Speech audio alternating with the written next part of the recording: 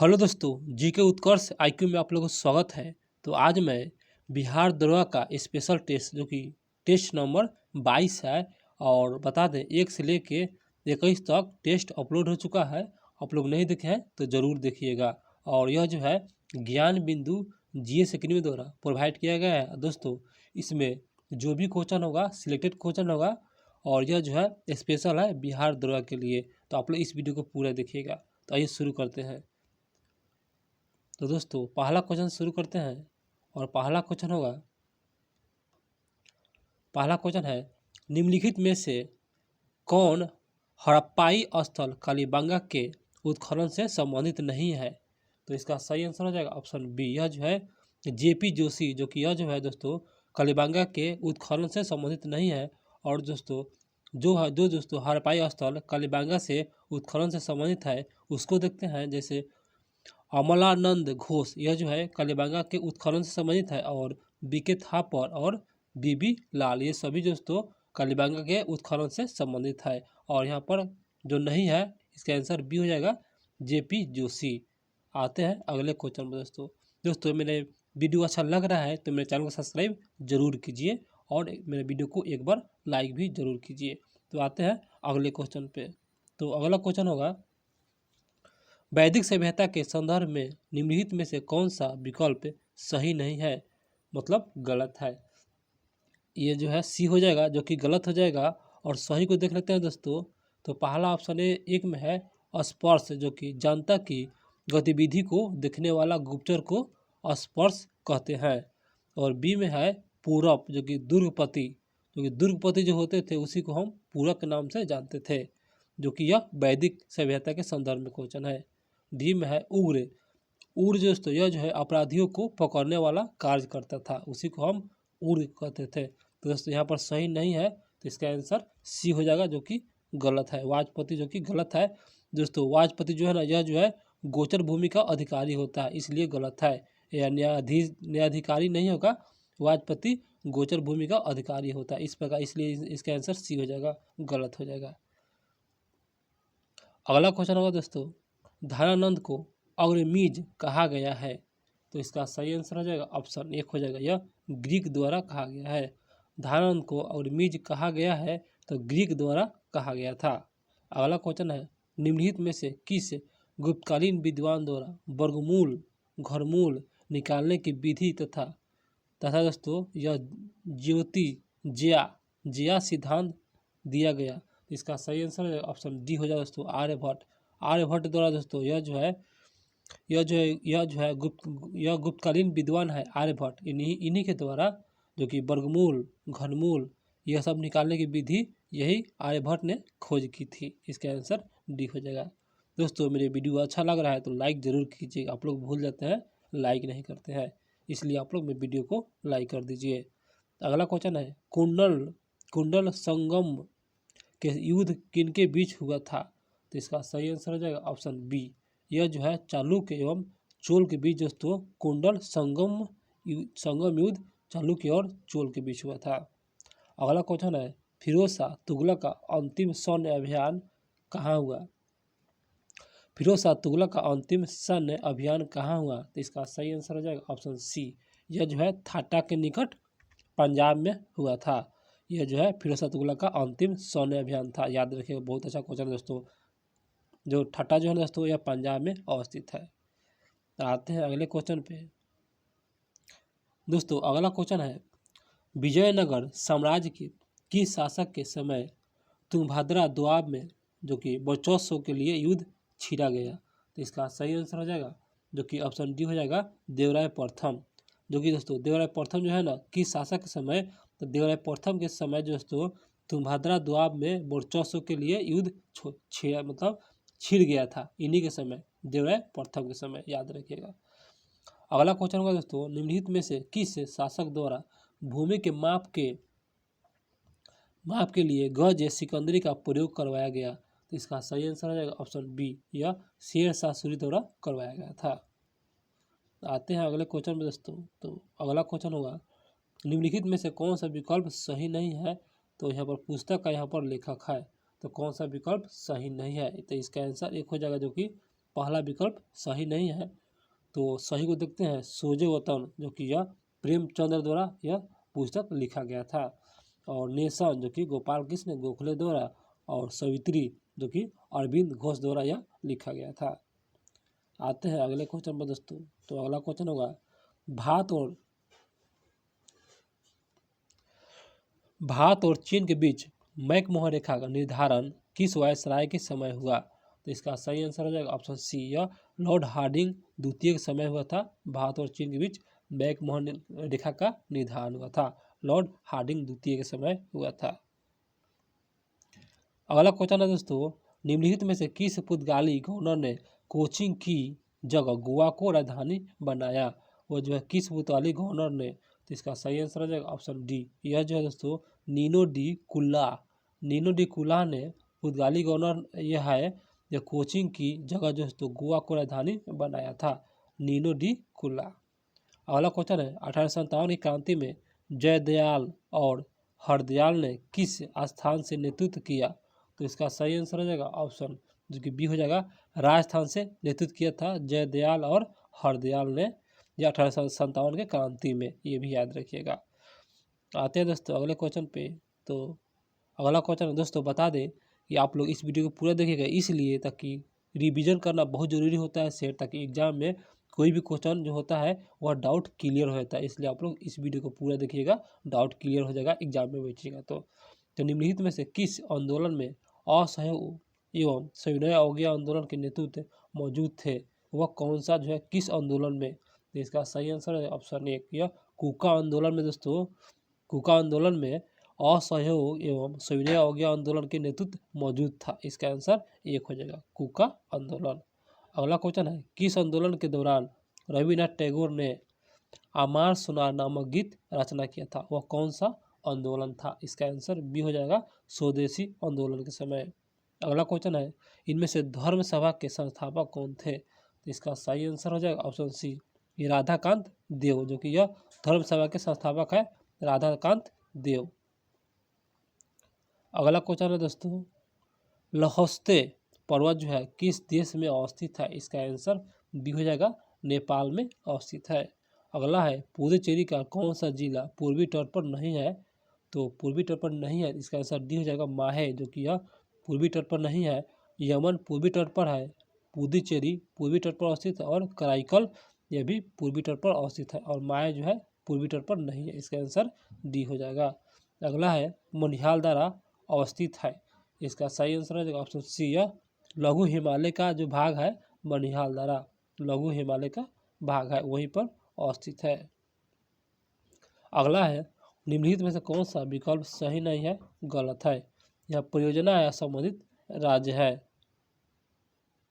तो दोस्तों यहाँ पर लिखा हुआ है परियोजना, यहाँ पर संबंधित राज्य है, जो कि यहाँ पर गलत चुनना है। तो इस प्रकार इसका सही आंसर हो जाएगा ऑप्शन एक हो जाएगा, जो कि गलत है।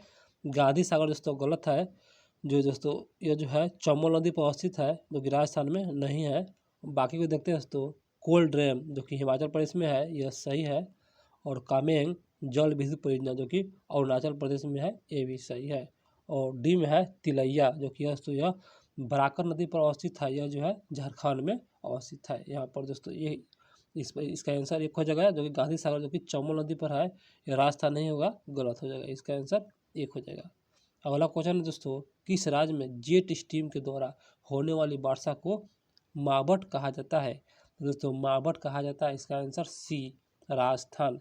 राजस्थान में दोस्तों जेट स्ट्रीम को मावट के नाम से जाना जाता है राजस्थान में, इसका आंसर सी हो जाएगा दोस्तों। आते हैं दोस्तों अगले क्वेश्चन पे। तो निम्नलिखित में से किस मिट्टी को करेल की संज्ञा दी गई?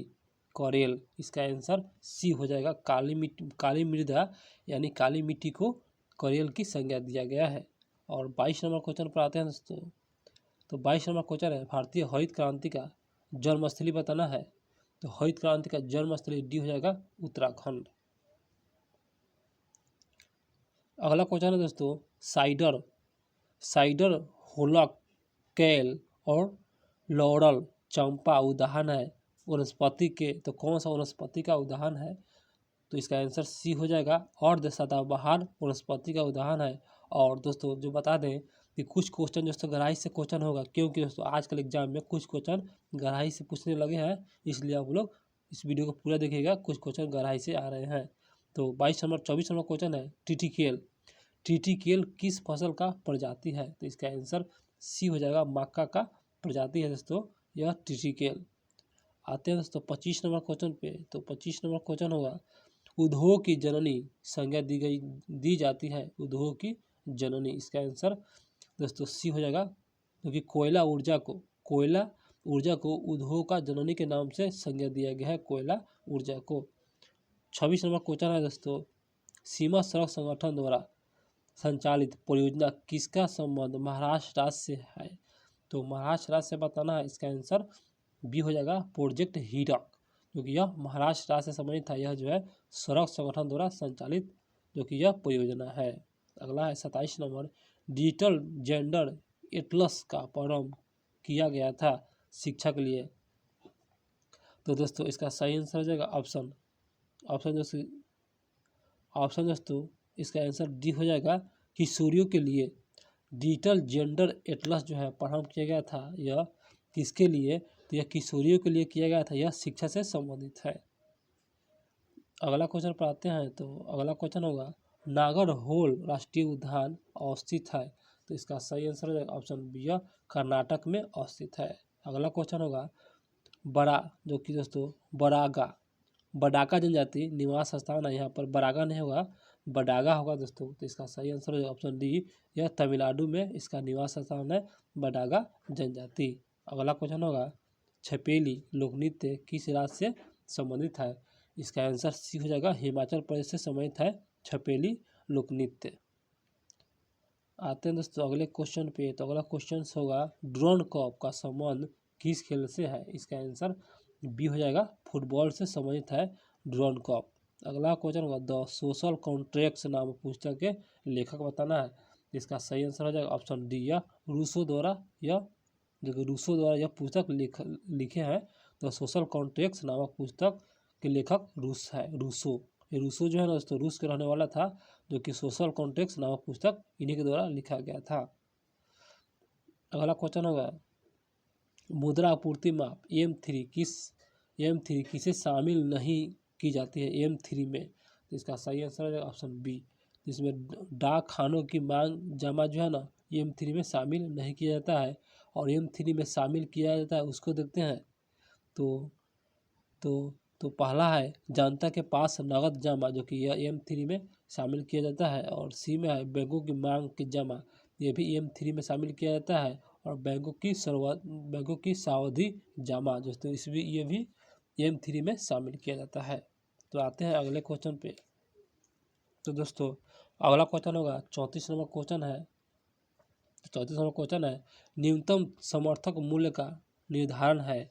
तो इसका सही आंसर हो जाएगा, जो कि न्यूनतम समर्थक मूल्य का निर्धारण, इसका आंसर सी हो जाएगा, कृषि लागत एवं मूल्य आयोग द्वारा यह निर्धारण होता है। न्यूनतम समर्थक मूल्य कृषि लागत एवं मूल्य आयोग द्वारा। तो अगला है वित्त आयोग है। तो वित्त आयोग दोस्तों यह जो है इसका आंसर डी हो जाएगा, संसाधनों के केंद्र और राज्य के बीच बंटवारों पर निर्णय लेता है। यही वित्त आयोग का यही मतलब होता है, संसाधनों के केंद्र और राज्य के बीच बंटवारों का निर्णय लेना। अगला क्वेश्चन है, किस अधिनियम के तहत भारतीय महिलाओं को मताधिकार प्रदान किया गया है? किस अधिनियम के तहत, आइए देखते हैं। तो दोस्तों इसका सही आंसर हो जाएगा ऑप्शन सी हो जाएगा, यह भारत शासन अधिनियम 1919 के तहत यह अधिकार दिया गया है, भारत शासन अधिनियम 1919। अगला क्वेश्चन है, देश की सार्वभौमिकता एकता अखंडता को किसी भी परिस्थिति में अक्षुण्ण बनाए रखने का प्रावधान सन्निहित है। तो ये जो है दोस्तों यह सन्निहित है, इसका आंसर डी हो जाएगा, आपात उल्लंघन से संबंधित है। जो कि दोस्तों यह जो है देश की सार्वभौमिकता एकता को अखंड को किसी भी परिस्थिति में अक्षुण्ण बनाए रखने के लिए प्रावधान किया गया है, आपात उल्लंघन से। आते हैं दोस्तों अगले क्वेश्चन पे। तो अगला क्वेश्चन होगा, किस संविधान संशोधन अधिनियम के द्वारा राज्य विधानसभाओं में अंगल भारतीय प्रतिनिधित्व की निष्प्रभावी बनाया गया था? किस संविधान संशोधन के अधिनियम द्वारा? इसका आंसर सी हो जाएगा, 104वां संविधान संशोधन द्वारा दोस्तों यह जो है राज्य विधानसभाओं और अंगल भारतीय प्रतिनिधित्व को निष्प्रभावित बनाया गया था 104। आते हैं दोस्तों अगले क्वेश्चन पर। तो अनुच्छेद 333 राज्यपाल को शक्ति प्रदान करता है किस रूप में? इसका आंसर डी हो जाएगा दोस्तों, जिला न्यायाधीशों की नियुक्ति के रूप में जो है जिला न्यायाधीश की नियुक्ति के रूप में 333 राज्यपाल को यह शक्ति प्रदान करता है, जिला न्यायाधीश की नियुक्ति। आते हैं दोस्तों 40 नंबर क्वेश्चन पे। तो निम्न में से कौन सा राज्य सूची के विषय है? तो राज्य सूची के विषय बताना है। इसका आंसर एक हो जाएगा रेलवे पुलिस, जो कि यह जो है दोस्तों राज्य सूची का विषय है रेलवे पुलिस। आते हैं अगले क्वेश्चन पर। भारत में दलविहीन प्रजातंत्र किसने प्रस्तावित किया था? जो कि दलविहीन प्रजातंत्र किसके द्वारा? इसका आंसर सी हो जाएगा, यह महात्मा गांधी द्वारा यह प्रस्तावित किया गया था। अगला क्वेश्चन होगा निम्नलिखित में से किसके परामर्श पर राष्ट्रपति द्वारा संसद सदस्यों को मनोनीत किया जाता है? किसके परामर्श पर? तो इसका सही आंसर ऑप्शन बी है, मंत्रिमंडल के परामर्श पर राष्ट्रपति द्वारा संसद सदस्यों को मनोनीत किया जाता है, मंत्रिमंडल के परामर्श पर। अगला क्वेश्चन होगा उपराष्ट्रपति को निम्नलिखित में से किसके समतुल्य वेतन मिलता है? तो इसका आंसर दोस्तों सी हो जाएगा, यह लोकसभा अध्यक्ष के समतुल्य जो कि वो वेतन दिया जाता है उपराष्ट्रपति को लोकसभा अध्यक्ष के समतुल्य। आते हैं अगले क्वेश्चन पे। तो निम्नलिखित में से कौन सा राज्यसभा की एकांतिक शक्ति के अंतर्गत आता है? जो कि राज्यसभा की एकांतिक शक्ति, इसका आंसर बी हो जाएगा, अखिल भारतीय सेवा का सृजन, यही आता है। अगला क्वेश्चन है भारत सरकार के सर्वोच्च शासकीय अधिकारी कौन है? भारत सरकार के सर्वोच्च शासकीय अधिकारी, इसका आंसर दोस्तों सी हो जाएगा, भारत के मंत्रिमंडलीय सचिव। दोस्तों यह जो है भारत के सर्वोच्च शासकीय अधिकारी के रूप में कार्य करते हैं, भारत के मंत्रिमंडलीय सचिव। अगला क्वेश्चन होगा उच्च न्यायालय के किसी न्यायाधीश की आयु के बारे में किसी प्रश्न का फिर से पढ़ते हैं क्वेश्चन। उच्च न्यायालय के किसी न्यायाधीश की आयु के बारे में किसी प्रश्न का विनिश्चय कौन करता है? किसी प्रश्न की दोस्तों यह जो है इसका सही आंसर हो जाएगा ऑप्शन डी हो जाएगा, यह जो है सर्वोच्च न्यायालय के मुख्य न्यायाधीश के परामर्श से राष्ट्रपति दोस्तों यह जो है राष्ट्रपति उच्च न्यायालय के किसी न्यायाधीश की आयु के बारे में किसी प्रश्न का विनिश्चय यह राष्ट्रपति द्वारा किया जाता है, इसका आंसर डी हो जाएगा। अगला क्वेश्चन होगा भारत में राज्य विधान परिषद के सदस्यों का कितना हिस्सा स्थानीय निकाय के द्वारा चुना जाता है? तो आइए देखते हैं। तो दोस्तों इसका सही आंसर हो जाएगा ऑप्शन एक हो जाएगा 1/3 जो कि चुना जाता है। अगला क्वेश्चन है निर्वाचन आयोग का प्रमुख कौन होता है? तो इसका सही आंसर ऑप्शन सी है, मुख्य निर्वाचन आयुक्त होता है निर्वाचन आयोग का प्रमुख। अगला है स्वतंत्र पार्टी के संस्थापक कौन थे? इसका आंसर डी हो जाएगा सी राजगोपालाचारी, जो कि यह स्वतंत्र पार्टी के संस्थापक जाने जाते हैं। अगले क्वेश्चन होगा निम्नलिखित में से कौन सा पंचायती राज संस्थान नहीं है? तो इसका आंसर डी हो जाएगा, जो कि नगर परिषद यह जो है पंचायती राज संस्थान नहीं है। और जो पंचायती राज संस्थान है उसको देख लेते हैं, जिला परिषद यह है, और ग्राम पंचायत यह भी है, और पंचायत समिति यह भी है, और नगर परिषद नहीं है, पंचायत राज संस्था। अगला क्वेश्चन है यंग प्रत्यास्था गुणांक का ईसाई मात्रक बता देना है। तो इसका आंसर सी हो जाएगा न्यूटन प्रति मीटर स्क्वायर, यंग प्रत्यास्था गुणांक का ईसाई मात्रक न्यूटन प्रति मीटर स्क्वायर हो जाएगा दोस्तों। अगला क्वेश्चन होगा यदि केशनली के व्यास दुगुना कर दी जाए तो इसमें चढ़ने वाली जल की सतह ऊंचाई होगी। इसका आंसर बी हो जाएगा, आधी हो जाएगा। अगला क्वेश्चन होगा पराश्रव्य तरंग को सबसे पहले सीटी बजाकर उत्पन्न किया था किसने? इसका आंसर डी हो जाएगा, गाल्टन द्वारा सीटी बजाया गया था और पराश्रव्य तरंग उत्पन्न किया गया था। अगला क्वेश्चन है सूर्य छिपने से पहले दीर्घवृत्तीय प्रतीत होता है, इसका कारण क्या है दोस्तों? इसका कारण यही है कि सी हो जाएगा आंसर, प्रकाश के अपवर्तन का प्रभाव के कारण जो है ना, प्रकाश के अपवर्तन के कारण सूर्य छिपने से पहले द्वितीय प्रतीत होता है अपवर्तन के कारण।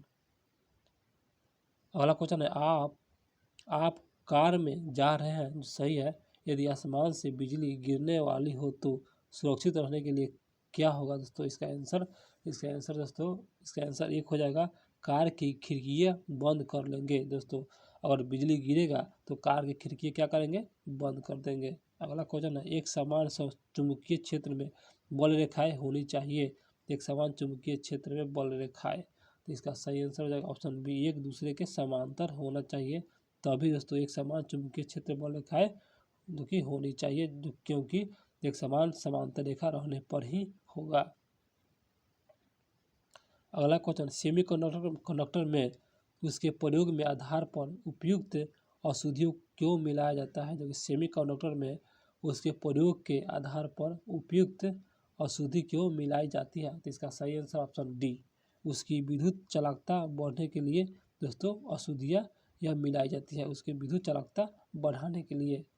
58 नंबर क्वेश्चन होगा, मृग तृष्णा का उदाहरण है, तो इसका सही आंसर ऑप्शन बी, यह पूर्ण आंतरिक परिवर्तन। रासायनिक ऊर्जा को विद्युत ऊर्जा में रूपांतरण होता है, इसका सही आंसर हो जाएगा रासायनिक से विद्युत में, तो इसका आंसर डी हो जाएगा दोस्तों, यह जो है इलेक्ट्रोलाइसिस द्वारा किया जाता है, जो कि रासायनिक से विद्युत ऊर्जा में रूपांतरण। अगला क्वेश्चन होगा, विद्युत आकर्षण का नियम किसने दिया था, इसका आंसर सी, कूलॉम द्वारा दिया गया था। अगला क्वेश्चन है, निम्नलिखित में से कौन मिश्रण नहीं है, तो मिश्रण नहीं है, इसका आंसर बी हो जाएगा ग्रेफाइट, जो कि यह मिश्रण नहीं है, बाकी सब मिश्रण है, पीतल, कांच और इस्पात, ये सभी मिश्रण के उदाहरण है, पीतल, कांच और इस्पात, और ग्रेफाइट जो है मिश्रण नहीं है।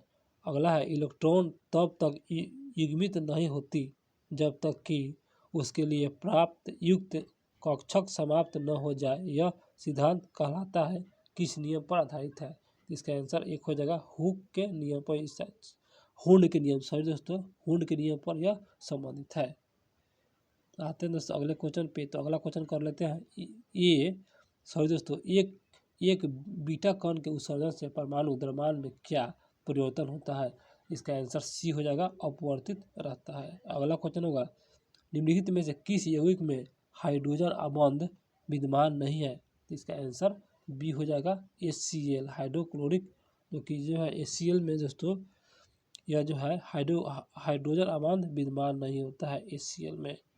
अगला क्वेश्चन है, उपचयन मतलब ऑक्सीकरण में, उपचयन या ऑक्सीकरण में दोस्तों यह जो है इसका आंसर एक हो जाएगा, किसी पदार्थ के हाइड्रोजन विस्थापित होता है, उपचयन या ऑक्सीकरण में किसी पदार्थ के हाइड्रोजन विस्थापित होता है, इस प्रकार इसका आंसर एक हो जाएगा। दोस्तों मेरे वीडियो अच्छा लगता हो तो मेरे चैनल को सब्सक्राइब जरूर कीजिएगा और मेरे वीडियो को लाइक जरूर कीजिएगा। तो आते हैं अगले क्वेश्चन पर, निम्नलिखित में से किसका जलीय विलय लाल लिटमस पत्र को नीला कर देता है, रेड से, क्योंकि नीला सॉरी दोस्तों लाल से नीला, तो इसका सही आंसर ऑप्शन एक हो जाएगा Na2CO3, यह दोस्तों लाल से नीला कर देता है Na2CO3। अगला है, मैलेकाइट किस धातु का ऑक्साइड, मैलेकाइट, तो इसका आंसर सी हो जाएगा कॉपर का, जो कि यह अयस्क है मैलेकाइट।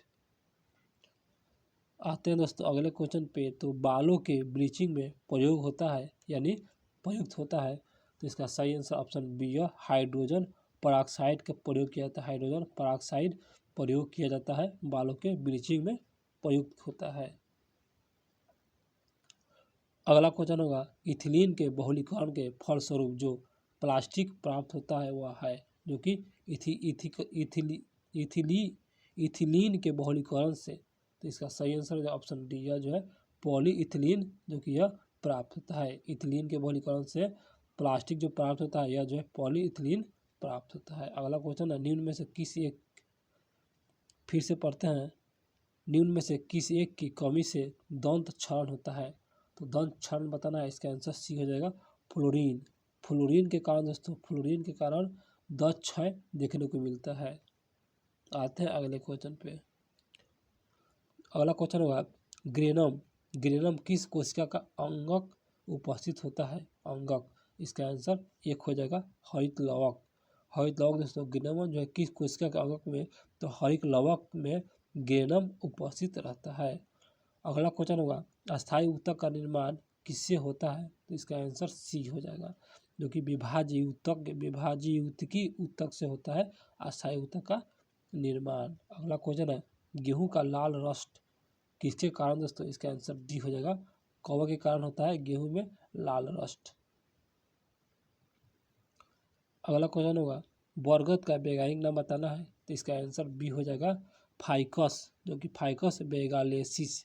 फाइकस बेगालेसिस जो है ना, यह बरगद का वैज्ञानिक नाम है। अगला है निम्नलिखित में से किस जीव में खुला परिवहन तंत्र नहीं पाया जाता है, तो नहीं पाया जाता है, इसका आंसर डी हो जाएगा केंचुआ में दोस्तों खुला परिवहन तंत्र नहीं पाया जाता है। और जिसमें खुला परिवहन तंत्र पाया जाता है वह है केकड़ा है, मकड़ी है और घोंघा है। फिर से केकड़ा, मकड़ी और घोंघा, ये सभी में खुला परिवहन तंत्र पाया जाता है। अगला क्वेश्चन है जठर ग्रंथि का निर्माण कहाँ होता है, जठर ग्रंथि, इसका आंसर सी आमाशय में होता है जठर ग्रंथि का निर्माण। अगला है निम्नलिखित में से किसमें श्वसन वर्णक पाया जाता है, इसका सही आंसर है जो ऑप्शन ए गया आरबीसी में पाया जाता है श्वसन वर्णक। अगला क्वेश्चन है फुफ्फुस धमनी अशुद्ध रक्त को शुद्धिकरण हेतु कहाँ भेजता है, फुफ्फुस धमनी द्वारा, इसका सही आंसर ऑप्शन सी, यह जो है फेफड़ा में भेजता है। और फुफ्फुस द्वारा धमनी अशुद्ध रक्त को शुद्धिकरण के लिए फेफड़ा में ट्रांसफर किया जाता है, यह फुफ्फुस धमनी द्वारा। अगला क्वेश्चन है निम्नलिखित में से किस हार्मोन्स का स्राव पीयूष ग्रंथि से नहीं होता है, इसका आंसर बी हो जाएगा ऑक्सीटोसिन, यह जो है पीयूष ग्रंथि से स्रावित नहीं होता है। और पीयूष ग्रंथि से स्रावित होता है उसको देखते हैं, प्रोलैक्टिन होता है, ग्रोथ हार्मोन्स होता है और ल्यूटिनाइजिंग हार्मोन्स होता है। आते हैं 80 नंबर क्वेश्चन पर दोस्तों, तो 80 नंबर क्वेश्चन होगा गर्भाशय के सबसे बाहरी स्तर को कहते हैं, इसका आंसर दोस्तों एक हो जाएगा पेरीमेक्टियम। पेरीमेक्टियम जो है यह गर्भाशय के जो है सबसे बाहरी स्तर को कहते हैं पेरीमेक्टियम। अगला क्वेश्चन है दोस्तों कुछ कैंट है, ज़्यादा नहीं है, कुछ है, जबकि आप लोग कैंट भी देखिए ताकि एग्जाम में कैंट भी पूछता है, इसलिए आप लोग कुछ कैंट भी आप लोग देखिए। तो 81 नंबर क्वेश्चन है हाल ही के दिनों में सूचना अनुसार भारत का पहला डार्क स्काई रिजर्व कहाँ बनेगा, इसका सही आंसर हो जाएगा ऑप्शन सी, यह जो है लद्दाख में बनेगा। अगला क्वेश्चन है हाल ही में दिसंबर 2022 में किस अंतरिक्ष एजेंसी ने पृथ्वी जैसा नए ग्रह की खोज की, तो इसका सही आंसर ऑप्शन डी, यह जो है नासा द्वारा खोजा गया था। अगला है हाल ही में भारत और किस देश के बीच नौसेना के बीच संगम अभ्यास जो कि 7वां संस्करण है जो गोवा में संपन्न हुआ था, तो इसका सही आंसर ऑप्शन बी हो जाएगा अमेरिका, जो कि यह हाल ही में भारत और अमेरिका के बीच यह संगम अभ्यास 7वां संस्करण है जो संपन्न हुआ था भारत और अमेरिका के बीच 7वां संगम अभ्यास। अगला है भारत के किस राज्य में 14वां वर्ल्ड स्पाइस कांग्रेस 2023 का आयोजन हुआ है, इसका सही आंसर ऑप्शन जो कि सी हो जाएगा, यह महाराष्ट्र में किया गया है। स्पाइस कांग्रेस का 2023 का आयोजन महाराष्ट्र में किया गया है।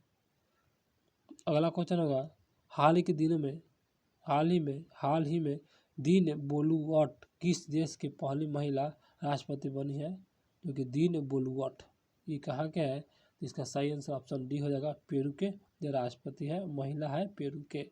अगला है हाल ही में आरबीआई ने किस देश में मौद्रिक प्राधिकरण के साथ मुद्रा अदला बदली के समझौता पर हस्ताक्षर किए गए हैं, क्योंकि आरबीआई ने किस देश के मौद्रिक प्राधिकरण के साथ आरबीआई ने यह, तो इसका आंसर बी हो जाएगा मालदीव के साथ, जो कि यह आरबीआई ने किया था मालदीव के साथ समझौता। आते हैं अगले क्वेश्चन में दोस्तों, तो अगला क्वेश्चन होगा हाल ही में सूचना अनुसार कौन सा राज्य विकलांग व्यक्तियों के पहले उत्सव की मेजबानी करेगा, तो विकलांग व्यक्तियों के पहले उत्सव का मेजबानी, तो इसका सही आंसर ऑप्शन जो कि डी हो जाएगा गोवा राज्य करेगा। अगला क्वेश्चन है हाल ही में किसे 25वां श्री चंद्रशेखर सरस्वती राष्ट्रीय श्रेष्ठता पुरस्कार से सम्मानित किया गया है, इसका सही आंसर हो जाएगा ऑप्शन बी, यह जो है वेंकैया नायडू को यह सम्मानित किया गया है दोस्तों। अगला क्वेश्चन हाल ही में वर्ष 2022 में स्टैच्यू ऑफ नॉलेज कहाँ स्थापित किया गया है, नॉलेज, इसका आंसर बी महाराष्ट्र में स्थापित किया गया है दोस्तों। अगला क्वेश्चन है 37वां राष्ट्रीय खेल 2023 भारतीय राज्य में प्रस्तावित है, 37वां राष्ट्रीय खेल, इसका आंसर दोस्तों इसका सही आंसर ऑप्शन सी हो जाएगा गोवा में यह संपन्न प्रस्तावित है, यह संपन्न है गोवा में। अगला है राष्ट्रीय बालिका दिवस किस तिथि को मनाया जाता है, इसका आंसर डी हो जाएगा 24 जनवरी को मनाया जाता है राष्ट्रीय बालिका दिवस 24 जनवरी। अगला है नाउ यू ब्रीथ, पुस्तक के लेखक नाउ यू ब्रीथ, इसका आंसर एक हो जाएगा। राखी कपूर द्वारा यह पुस्तक लिखा गया है, राखी कपूर नाउ यू ब्रीथ।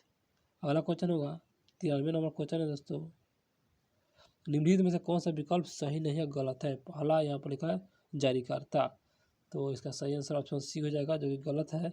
सही को देख लेते हैं, सुपर 50 जो कि भारतीय सेना द्वारा यह जारी करता है, और द सुपर टेक आरबीआई द्वारा, और रक्षक जो कि उड़ीसा सरकार द्वारा। अगला है 94 नंबर क्वेश्चन, भ्रष्टाचार धारण सूचकांक कौन सी संस्थान जारी करता है, जो कि भ्रष्टाचार धारक सूचकांक, इसका आंसर बी हो जाएगा, यह ट्रांसपेरेंसी इंटरनेशनल द्वारा यह जारी किया जाता है।